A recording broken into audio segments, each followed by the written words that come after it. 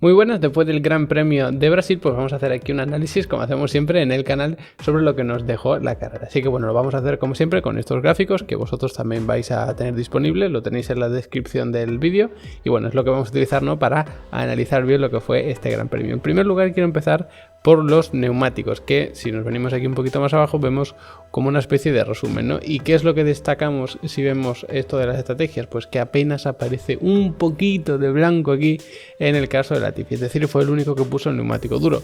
Y es que si os fijáis de las vueltas totales, es decir, de todas las vueltas que dieron todos los pilotos, 647 fueron con el blando, 594 con el medio y tan solo 15 con el duro. Esto es un gráfico que está invertido de lo que suele ser, es decir, lo que tenemos aquí con el blando normalmente es con el duro o con el medio, y el medio pues más o menos suele estar aquí y es el blando el que no suele aparecer, pero en esta carrera fue todo lo contrario. De hecho, vimos pilotos que incluso hicieron 3 paradas, como fue el caso de Alonso, es verdad que condicionado por el último safety car, pero llama mucho la atención como había equipos que iban directamente a por 3 paradas o al menos a por 2 sin ni siquiera intentar utilizar el neumático duro, y esa es una de las claves de este Gran Premio, que el neumático duro no funcionó. Y de hecho, si nos fijamos en la tanda más larga que se dio con cada neumático, curiosamente la tanda más larga se dio con el neumático blando, que fueron 35 vueltas.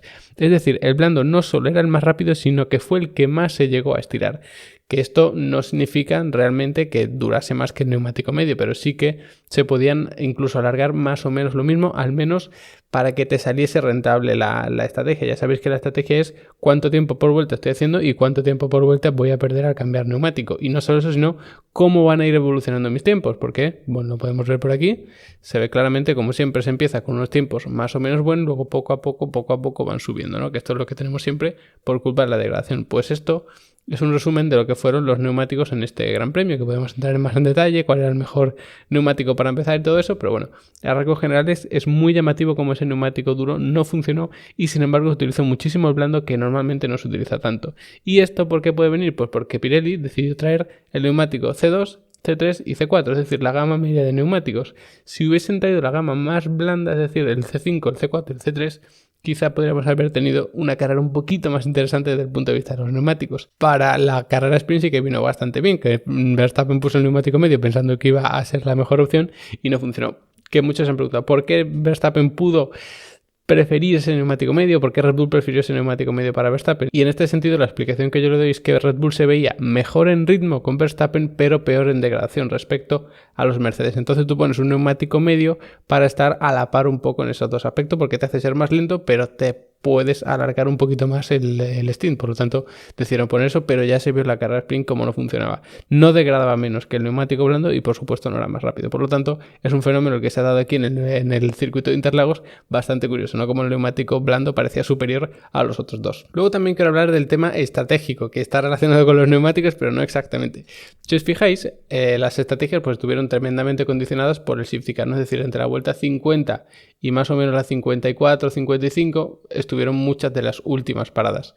Si nos venimos aquí, este gráfico lo que nos dice, como podéis ver en el título, como es evidente, es la distancia al primero, es decir, cómo se van separando y luego comprimiendo las posiciones en la tabla. ¿Y qué vemos aquí al final? Pues que están todas muy comprimidas. Esto es por culpa del safety car. Si os fijáis aquí, más o menos se van manteniendo, luego por aquí también. ¿Y luego qué pasa? Pues que se agrupan todas. Es decir, esto es un virtual safety car que lo que obliga es a mantener las distancias, y luego un safety car que, como veis, pues hace que todos se agrupen, y a partir de ahí, ¿qué es lo que tenemos? Pues muchos pilotos, la enorme mayoría con el neumático blando, que es el que vemos aquí, pero algunos con el neumático medio, como fue el caso de Pérez, como fue el caso de Vettel y como fue el caso de Gasly. Bueno, también de Tsunoda, que lo tenemos aquí al final. Y esto sin duda fue la peor de las opciones. Sabiendo que vas a parar 2 y 3 veces, porque de hecho aquí podemos ver el número de paradas de cada uno. Vemos que, bueno, con 0 paradas tenemos a 2 que abandonaron, son Magnussen y Ricciardo, y luego con 2 paradas 10 pilotos y con 3 paradas 7 pilotos. Por lo tanto, la estrategia está claro que era o a 2 o a 3 paradas. Pues sabiendo eso, no te tienes que ceñir a estoy obligado por un neumático medio al final, porque si vas a parar 3 veces puedes poner blando medio y luego un medio, o blando medio y luego un blando, porque ya has puesto 2 juegos de neumático diferente, que es a lo que te obliga la normativa. Pues sin duda el error estuvo en poner el neumático medio al final, que lo vimos en el caso de Pérez y lo vimos en el caso de Vettel. Si os fijáis aquí, podemos comparar los tiempos de los dos Red Bull, por ejemplo, y si os fijáis, los tiempos tanto de Verstappen como de Pérez son prácticamente calcados. La línea turquesa es la de Verstappen y es verdad que en varias vueltas es más rápido, luego un poquito más lento, luego más rápido, luego más lento. Los tiempos de Verstappen son bastante más inconsistentes porque evidentemente tenía que adelantar, y los de Pérez mucho más estables y más o menos se mantenía. Pero al final, en las últimas vueltas, lo que se encontró Pérez fue un neumático que no funcionaba y que además que era muy complicado pilotar con él porque se queda más frío, no entra en temperatura, entonces eso hace que tengas unos tiempos así de irregulares, como podéis ver aquí con la línea roja, que es la de Checo Pérez. Entonces está claro que eso no funcionó, y si nos fijamos, por ejemplo, en el caso de Aston Martin, pues nos encontramos algo ligeramente diferente, ¿no? Si os fijáis aquí, pues es el que pone el neumático blando, Vettel se queda con el neumático amarillo, que es el medio, y si os fijáis, pues Vettel está en torno a 3 décimas constantemente, siendo más lento, que luego hay algunos tiempos un poquito extraños, esos son batallas en pista, pero es varias décimas más lento, y sin embargo eso en el stint intermedio no lo vimos. Por lo tanto, poner un neumático medio al final, o al menos mantener el neumático medio al final, que además estaba más desgastado, pues está claro que no era la mejor de las opciones. Eso sí, no la situación de todo el mundo era la misma, por que había algunos pilotos que evidentemente iban a parar, que lo podemos ver por aquí, porque ya llevabas muchas vueltas con ese neumático. Por ejemplo, el caso de Sainz fue una estrategia más bien acertada, pero era un poco más evidente. Si tú paras en la vuelta 35 y ya llevas pues en torno a 15, 17 vueltas con ese neumático medio y sabes que no va a llegar hasta el final porque nadie estiró tantísimo ese stint, pues estás obligado a parar prácticamente. Entonces aprovechas ese safety car, paras hasta el final. Y algo parecido tenemos con Russell, algo parecido tenemos con Hamilton, solo que ellos habían hecho una parada y Sainz había hecho 2 porque tuvo que adelantar mucho su parada. Si Sainz hubiese estirado más este primer stint, podría haber parado más o menos cuando Russell y Hamilton y haber llevado una estrategia inversa, que probablemente hubiese sido la mejor, pero no se pudo dar porque tuvo que parar muy pronto por culpa de ese tiro-off, ¿no? Ese protector de la visera que se quedó atrapado en el conducto de freno, y lógicamente pues tienes que parar a quitarlo de ahí porque si no sale ardiendo, que es lo que se vio, ¿no? Que de hecho en el pit stop se veía el fuego ahí. Y si seguimos hablando de Carlos, nos metemos de lleno con su pilotaje y podemos analizar los ritmos por cada neumático, que evidentemente hubo muchos stints,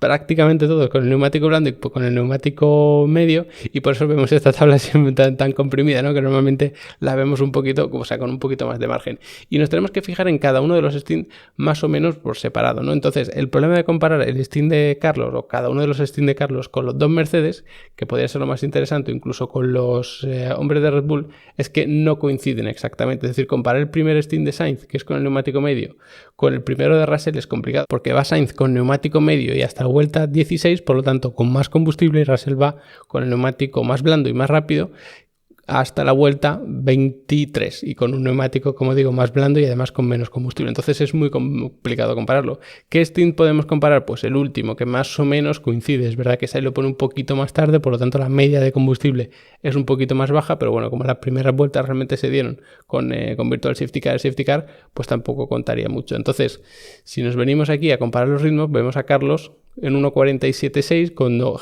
Russell estaba en 1.14.46 y Hamilton 1.14.75. Es decir, hay justo en medio de los dos Mercedes con ese último stint, que es el que podemos comparar, insisto. De todas formas, si nos venimos aquí abajo del todo, podemos poner a Sainz y a alguno de los Mercedes, por ejemplo a Hamilton, y si os fijáis, no se puede decir que, por ejemplo, Hamilton fuese mucho más rápido que Sainz. Aquí estaban los dos calcados cuando estaban los dos en el primer stint, luego cambia a Carlos y evidentemente es más rápido porque lleva un neumático blando igual que el de Hamilton, pero mucho más nuevo, y por eso es más rápido. Pero claro, cuando para Hamilton y pone su neumático nuevo, pues es el más rápido, está en torno a un segundo más rápido gracias a ese neumático que es mucho más nuevo. Luego para Sainz, ¿y qué pasa? Pues exactamente lo mismo, Sainz vuelve a ser más rápido. Y de hecho, si os fijáis, cuando para Hamilton y pone ese neumático medio, comparado con el blando usado de Carlos, está sacando pues en torno pues a 9, 8 décimas más o menos, y cuando para Sainz, ¿qué nos encontramos? Pues prácticamente lo mismo. Si os fijáis, Hamilton 1.15.7 y Sainz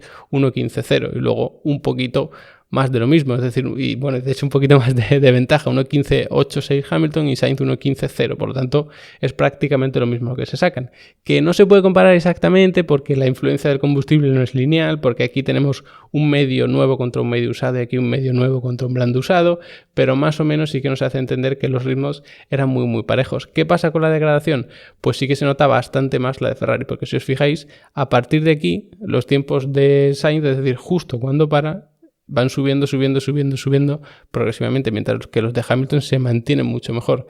De hecho, se nota tanto que aquí le está sacando esas 8 décimas que veíamos, pero en cuestión de unas 10 vueltas los tiempos son prácticamente calcados. Sainz un poquito más rápido, pero ya los tiempos son muy similares, lejos de esas 8 décimas. Sin embargo, Hamilton sí que parece mantener un ritmo mucho más estable. Que es también muy llamativo, que si os fijáis en el neumático blando, más o menos los tiempos se mantienen estables, va subiendo poco a poco, no es nunca lineal, sino que va haciendo como pequeñas ondas, pero sí que se mantiene bastante mejor que en este caso el neumático medio. Esto depende de muchas cosas, depende de la temperatura de la pista, depende de con quién te encuentres, depende de lo que fuerces los neumáticos, depende de la estrategia que tú estés visualizando a futuro. Porque claro, si tú aquí pones un neumático blando la vuelta 19, sabes que no vas a llegar al final. Entonces, ¿qué haces? Pues conservas mucho los neumáticos. Pero si pones aquí un medio, ya sabiendo cómo va el medio, tú sabes que no va a llegar hasta el final y vas a tener que poner otro neumático. Pues lo que hago es apretar más porque así degrado más. Entonces, esto es mucho más complicado. Hay que tener en cuenta muchos más datos de los que no disponemos, desde fuera, por supuesto, pero podemos asimilar que más o menos los ritmos son similares, el de Ferrari y el de Mercedes en este Gran Premio, pero la baja degradación de Mercedes y, por supuesto, el saber hacer, ¿no? Siempre con las estrategias y demás, pues le dio el Gran Premio, que de hecho le sacaron un doblete. Y ya para terminar, pues podemos meter en la ecuación el tercer equipo, ¿no? Al menos el tercer equipo puntero, que en este caso pues eran los Red Bull. Bueno, podemos dejar a Hamilton por ahí, podemos poner por ejemplo a Pérez. Si os fijáis en los ritmos de Pérez, la degradación era bastante más acusada. Aquí Pérez era incluso bastante más rápido que Hamilton, de hecho lo podemos comparar con Russell, que tiene unos tiempos un poquito más estables, y si os fijáis, calcados durante las 15-17 primeras vueltas. Pero ¿qué pasa a partir de ahí? Que los tiempos de Pérez empiezan a subir y los de Russell en este caso suben bastante menos. Aquí tenemos tiempos calcados, en unas vueltas tiene una décima mejor, en la siguiente es una décima peor, pero luego a partir de ahí constantemente Russell es más rápido. Aquí le está sacando en torno a 3 décimas, luego aquí le está sacando en torno a 4 décimas, aquí otra vez unas 3, aquí unas 6. Constantemente aquí sí que se nota como Russell era más rápido. Si tú en las 17 primeras vueltas eres igual, pero en las últimas 5 eres peor, está claro que es por un tema de degradación. Y luego aquí pasa algo parecido. Si os fijáis en las primeras vueltas, pues sí que Russell se notaba un poquito más rápido. Es verdad que eso te puede ayudar el aire limpio, pero a partir de ahí Russell lo que puede hacer es apretar un poco, baja incluso sus tiempos, porque yo imagino que se dan cuenta los de Mercedes que no tienen ese problema de degradación y Pérez sí que lo tiene. Por lo tanto, a partir de esa vuelta, Russell lo que hace es apretar y puede incluso mantener el ritmo, no suben sus tiempos por degradación y Pérez sí que se va. Por lo tanto, una vez más se nota claramente como el Mercedes degrada bastante menos y eso es pues su gran baza ahora mismo. Y si os fijáis aquí en el stint final, pues claro, Pérez mantuvo ese neumático medio mientras que Russell puso el blando nuevo y ahí sí que ya no hay comparación de ningún tipo. Russell era mucho más rápido. Y para terminar con el análisis podemos echar un vistazo a la parte media, donde yo creo que hubo una guerra más o menos abierta entre, yo diría al menos 3 equipos, ¿no? Estaba el McLaren de Norris, porque Ricciardo abandonó muy rápido, y vemos que aquí Alonso, es su cuarto stint de 4 y el de Ocon es el tercero de 3, pero Alonso lo hace entre la vuelta 53 y 70 y Ocon entre la 48 y 70. Entonces, sí que 5 vueltas de más combustible, más degradación para Ocon, haciendo 1.15.9 y Alonso 1.14.9, es decir, en torno a un segundo. Es complicado compararlo porque ya digo, la estrategia, que la podemos ver aquí, no es exactamente la misma, la de Alonso que vemos aquí con 3 paradas, que la de Ocon, que de hecho hizo solamente 2. Salió con el blando, lo aguantó bastante, luego puso medio y con ese último stint pues lo hizo aprovechando el Virtual Safety Car, poniendo ese neumático blando hasta el final. Para hacer una buena comparativa, que luego podemos entrar aquí también de forma resumida en los ritmos de los Aston Martin, que como veis están un poquito más hacia atrás, y los McLaren, pero que Norris en el primer stint fue bastante caótico, entonces lo alargo más. No podemos comparar tampoco el primer stint de Norris evidentemente con el último, ¿no? Tendremos que comparar el segundo de Norris con el neumático medio, que está en 1.17.1, con el segundo de Ocon, por ejemplo, que está en 1.16.9, es decir, un par de décimas más lento. Y luego, por supuesto, también los dos de Aston Martin, que si os fijáis sí que están bastante más cerca. Vettel 16.9 entre las 27 y 44, y es más o menos lo mismo, pero 16.9.6, por lo tanto es prácticamente calcadísimos. El que sí que sorprende en este caso es Stroll, que entre las vueltas 30 y 47 hizo 1.16.9.4, es decir, una décima y media más rápido todavía. Por lo tanto, para que veáis realmente la igualdad en ritmo que tenían estos 4 pilotos en ese stint intermedio, ¿no? Cuando estaban en mitad de carrera. Entonces, Yo creo que también es una buena noticia que tengamos una pelea ahí en la parte media, porque debemos comparar aquí, por ejemplo, en el caso de Alonso, que lo tenemos aquí, por ejemplo, con Vettel, que hizo una carrera espectacular. ¿Se ve una enorme degradación en alguno de ellos? Pues realmente no, porque podéis pensar, bueno, aquí Vettel, que es la línea que está así como con un tono verde, pues sí que de repente en 4 vueltas sube mucho sus tiempos, pero es que a partir de ahí los mantiene. Es verdad que al final vemos ahí como un ápice de cuidado, que esas últimas vueltas está degradando mucho, pero realmente en todo el stint no degradó demasiado. En el intermedio tampoco, mantuvieron bastante bien el ritmo. Que conservar neumáticos no solo es cuestión de ir haciendo ciertas técnicas para conservar neumáticos, de atacar de una manera, frenar de otra y tal, sino ser capaz de mantener tiempos muy constantes, y eso Vettel lo hizo estupendamente, y luego al final incluso también. Entonces, muy bien controlada la degradación, y en el caso de Alonso también, si os fijáis, están los tiempos muy estables y prácticamente calcados toda la carrera. En este caso no se nota quizá tanto los saltos cuando hay una parada, pero sí que se pueden apreciar, sobre todo en este stint de Alonso, por ejemplo, estaban prácticamente calcando los tiempos. Vettel en torno a un par de décimas más rápido porque tiene un neumático más nuevo, pero cuando para Alonso la distancia es un poco más grande. Aquí son 7 décimas, luego aquí estamos en torno a un segundo, luego incluso un poquito más, luego volvemos a un segundo. Entonces, bueno, cuando Alonso para sí que se nota mucho más, porque estamos con un neumático nuevo contra uno viejo. En este caso, cuando para Vettel no se nota tanto, lo que sí nos indica es que el Alpine sigue siendo un paso por delante más rápido, porque evidentemente, si tú cuando paras tu neumático nuevo contra el suyo viejo le saca un segundo, pero el suyo nuevo contra el tuyo viejo te saca un par de décimas, pues hombre, te da una pista de que evidentemente tu coche es bastante más rápido. Y luego, si lo comparásemos con el McLaren, en este caso de Norris, pues fijaos que el primer stint más rápido Norris, pero en una posición un poquito más adelantada, no tuvo que adelantar tanto, y además con un neumático blando, pero fijaos en la degradación, sube. ¿Significa esto que degradaba muchísimo? Pues hombre, parece que sí, porque en el caso de otros primeros stint con el neumático blando no se ha visto una degradación tan fuerte, ¿no? Y sin embargo luego en el medio pues sí que son capaces de mantener un tiempo bastante más estable. ¿Qué pasa cuando para Norris? Pues que hace unos tiempos prácticamente iguales que los de Alonso. ¿Y qué pasa cuando para Alonso? Que hace unos tiempos mucho más rápido. Por lo tanto, una vez más vemos a un McLaren muy parejo al Aston Martin y el Alpine un pasito por delante. ¿Qué pasa con el Alpine? Pues que tiene mayores problemas de fiabilidad. Entonces al final tenemos unos equipos que, bueno, sí que es verdad que esa zona media está liderada por Alpine, lo que pasa es que tiene ese problema de fiabilidad, también estratégico, por supuesto de gestión de sus pilotos, eso no lo duda nadie. Entonces tenemos ahí una lucha bastante pareja. Muy parecido es el caso de Aston Martin y McLaren, el Alpine un poquito diferente porque es mejor en rendimiento, peor en gestión, diría yo. Así que bueno, al final nos quedan buenas noticias para el año que viene, porque está claro que tenemos una bonita lucha a 3 por las primeras plazas entre Ferrari, Mercedes y Red Bull, y también una lucha a 3 en la zona media, ¿no? Entre Alpine, McLaren y Aston Martin, que además vamos a tener a Alonso pasando del Alpine a Aston Martin el año que viene, o sea que va a estar la cosa ahí bastante calentita, porque ya conocemos un poco el tema. Así que nada, espero que le echéis un vistazo a Level Up Academy, los que queréis aprender más de Fórmula 1, tanto a nivel de cómo funciona, a nivel de técnico, de telemetría y demás. También los que os guste el tema de sim racing, de pilotaje deportivo, de analizar los datos, de hacer los reglajes, las estrategias de carrera, todo lo que tenga que ver con automovilismo real o virtual, lo tenéis allí. Además, tarifa plana, por 15 euros al mes, así accedéis a todo, no hay que pagar nunca nada más por nada, y tenéis, aparte de los cursos y las masterclass que ya están publicados, cada día vamos haciendo uno en directo, pero todos los que hemos hecho a lo largo de la historia están ahí publicados para que los veáis cuando queráis. Y luego aparte pues los certificados, las descargas, el soporte para las dudas, el soporte para ayudaros con los reglajes del simulador o del coche real. Así que ahí tenéis todo lo que necesitáis para especializaros y mejorar en automovilismo. Así que nada, espero que os haya gustado el vídeo, espero que os haya acercado un poquito lo que ha pasado en este Gran Premio brasileño, y nos vemos muy pronto analizando el siguiente circuito.